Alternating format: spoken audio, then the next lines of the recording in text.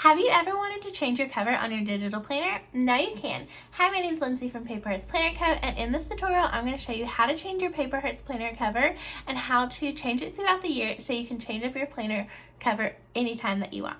So if you're ready, let's learn how to change our Paper Hearts Planner cover. So the first thing that you want to do to add a new planner cover to your planner is make sure that you choose the planner cover that you want to use and download it to your device. Now in this tutorial, I'm going to show you how to do this in GoodNotes, but the process is the same for no matter what app you're using. You just need to find the right place to do it. So the first thing we're going to do is open our planner to the very first page of the planner. So if I try and swipe back, there's no more pages in this planner, and this is the first page of my Paper Hearts planner. Now we want to go to our add a page option. So we're going to go up here to add a page, and we are going to choose before. So to make sure I add this page before the current page that I'm on, and then I want to go to import.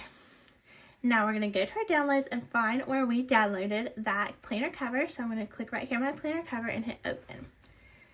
And now it has added that planner cover right to my planner. And if I go back to the home page, I can see my planner cover right there on my digital planner. And now I have that planner cover. So you can do this anytime you want. You can change your planner cover as often as you want. And you can change it throughout the year to match the holiday or season that we're in. So that's how you change your planner cover for your Paper Hearts planner.